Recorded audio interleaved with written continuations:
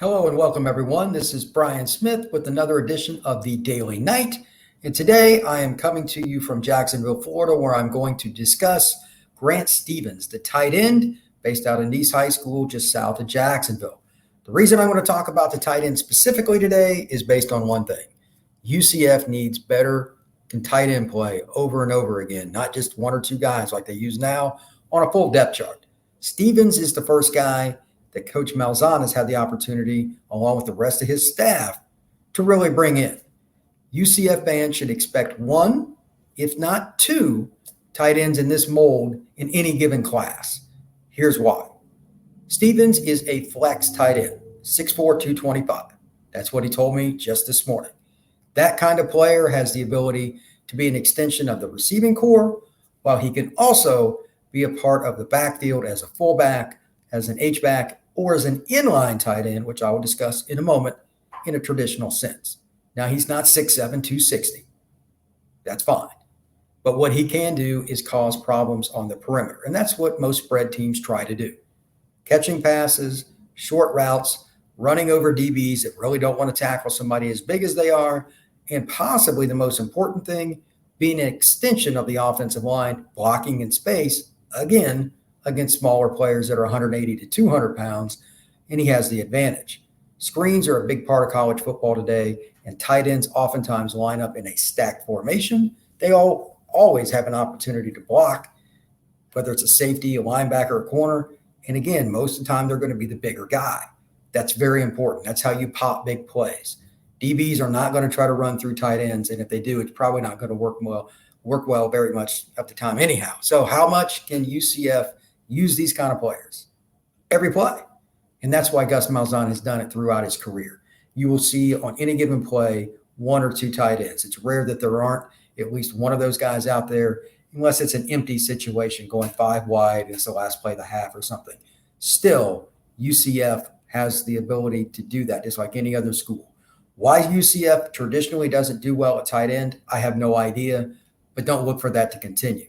As an example, Alec Holler had 5 catches against Navy, if memory serves me correctly.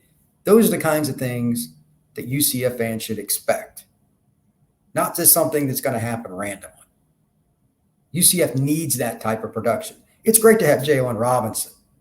It's great to have Ryan O'Keefe, Brandon Johnson, etc. You need really good receivers, Isaiah Bowser, etc. To complement them as a receiver and as a blocker, tight ends. Got to have them, need more of them. UCF's depth chart needs to expand. It's that simple. Now, from talking to him, here's some good news. Grant said that he's going to enroll at UCF in January.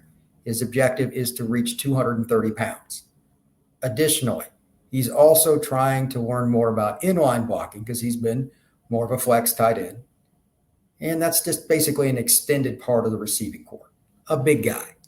But he knows he has a lot to learn, and it's something UCF's going to focus on with him. He's going to go through spring ball. He's going to go through summer, and then he's going to come into the next fall camp. He'll probably look totally different. He's in a walking boot right now. He's had a broken ankle since he actually broke it this past summer at UCF during a camp. He tried to play a little bit early this season. They decided to set him out, and he's healing now, hoping to be back for the playoffs.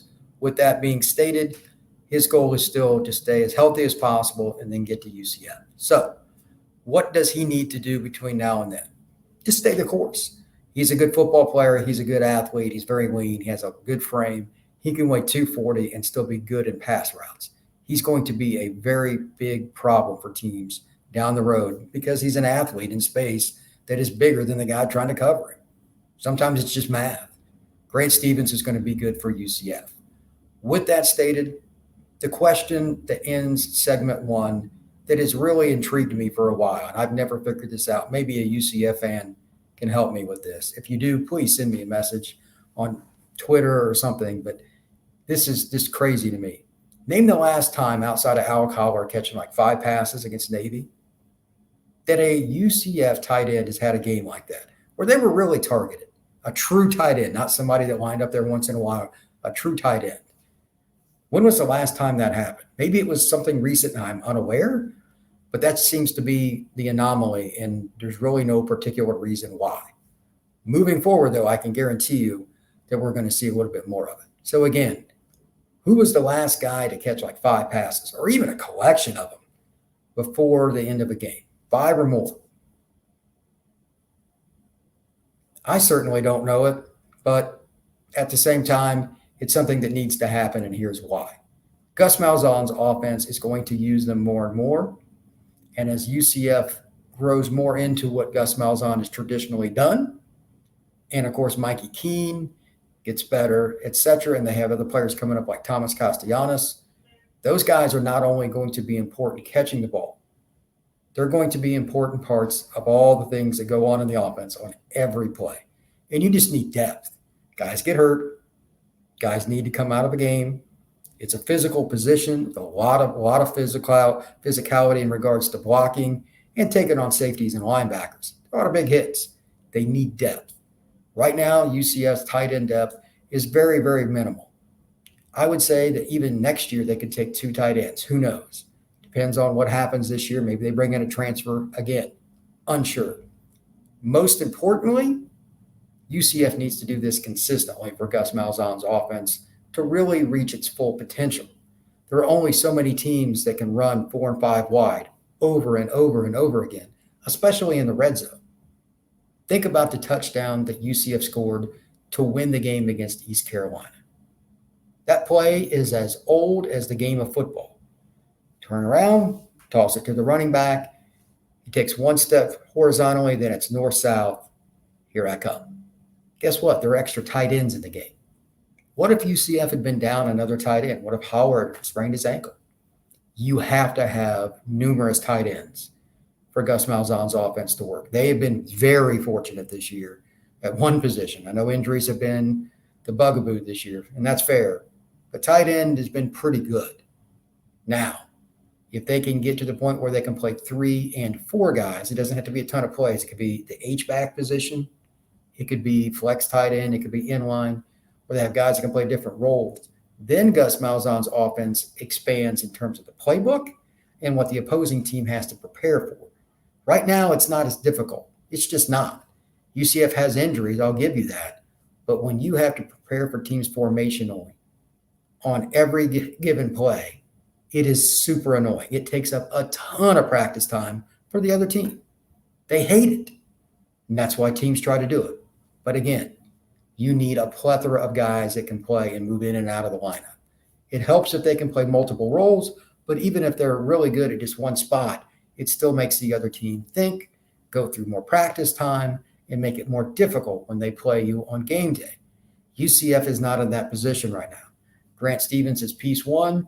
They need at least one guy like Stevens every single year. With that, I'm going to wrap it up. This is kind of a short edition because I just wanted to talk about Grant. Had a chance to meet him today. Good kid, by the way.